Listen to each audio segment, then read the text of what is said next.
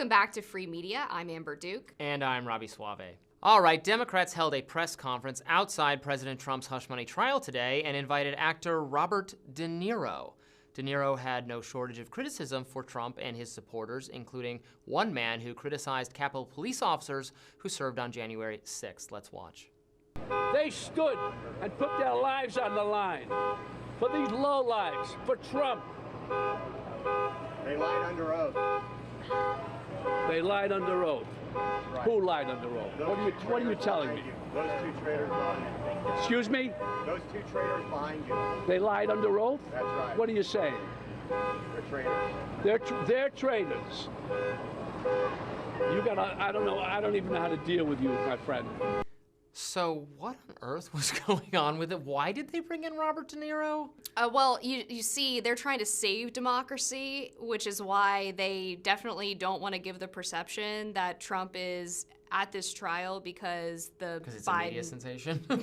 Well, I was going to say because the Biden DOJ and its allies are committed to persecuting Donald Trump, and so they're going to prove that they're not doing that by holding a press conference outside of the trial with a famed actor who has recently become notorious for yelling F Trump at award shows.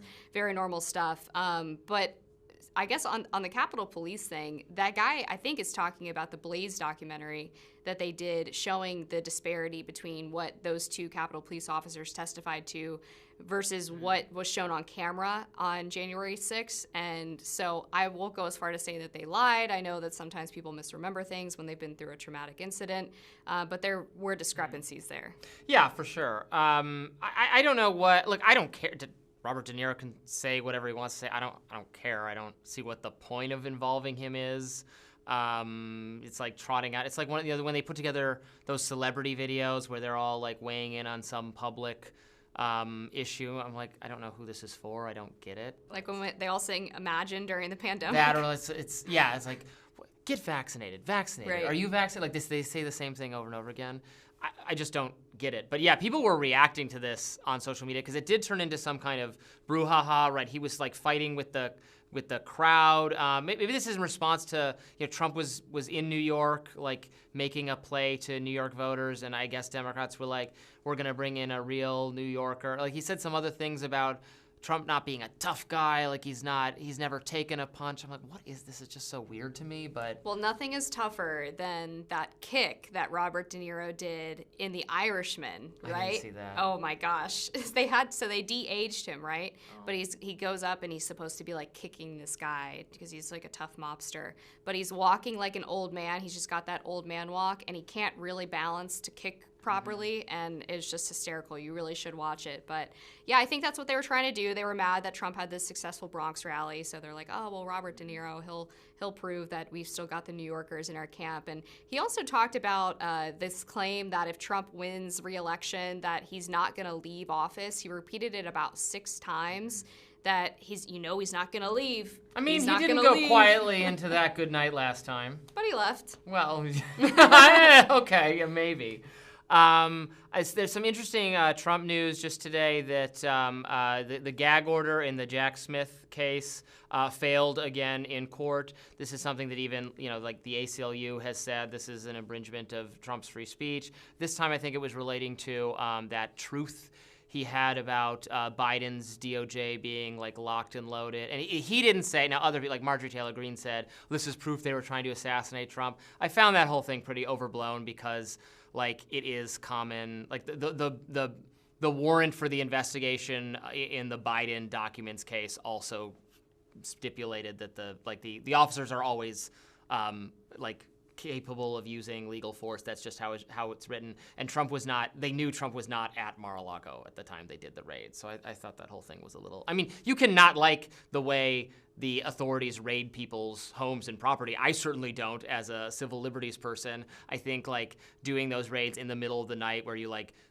scare everyone and you drag people out, and like it seems the maximizing the potential for there to be harm one way or the other is like not good practice, but it is regular practice. And sometimes I think people on the right only notice like violations of civil liberties when Trump is in fact the target of them, which is not to take away from that, but he's not the first person where there was like a sketchy FISA court decision, right? It's like, FISA courts are a bad thing. Like, I've been saying they're a bad thing for forever.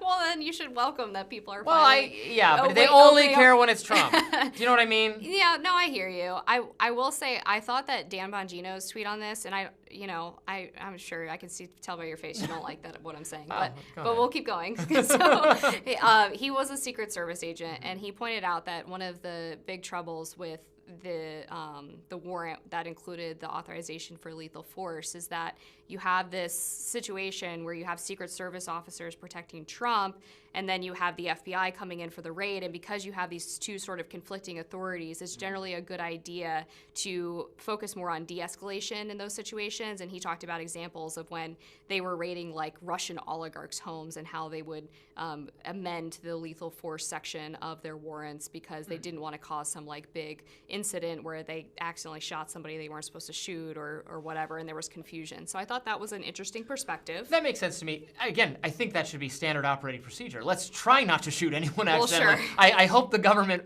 would, I'm not trusting them to do this, but as a normal operating procedure, it would be great if they took tremendous pain not to shoot people accidentally or randomly or inadvertently. Yeah, and I guess what I meant is that you don't want to incident. escalate a situation where someone pulls out a gun because they don't know what's happening or whatever it is. But no, I completely agree. And I think the other sort of fascinating aspect about De Niro coming out on this day of the trial is that this is, of course, closing arguments. And this is the only trial against Trump that is likely to be concluded before the November election.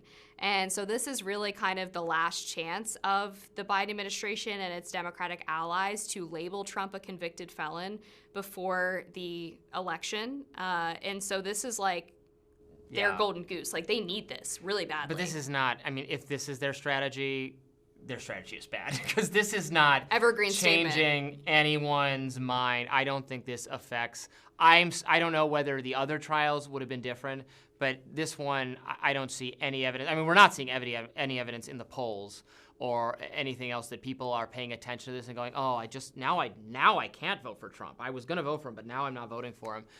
It's not happening. Biden is behind in the the pivotal 5 or 6 swing states that are going to decide this election. It's close in some of them. Things could change, but it's not going to be the trial that changes them. No, I don't think so. Trump's within 1 percentage point in Virginia of all states, and Nikki Haley says she's going to vote for Trump, who she's been one of the most critical people. Yeah, she was always going to. I knew that was going to happen. I knew that she too, wants a future in the party. Sure. You have to. But she then was you going have, to come and home. Chris Sununu, New Hampshire, said he's going to vote for Trump, even if he gets convicted of the felony. So when you have people like that being like, yeah, we're going to hold our nose and vote for him, blah, blah, blah. I think signs are pretty good that this case is not going to affect a whole lot, even if the conviction comes down in the Democrats' favor. All right, more free media right after this.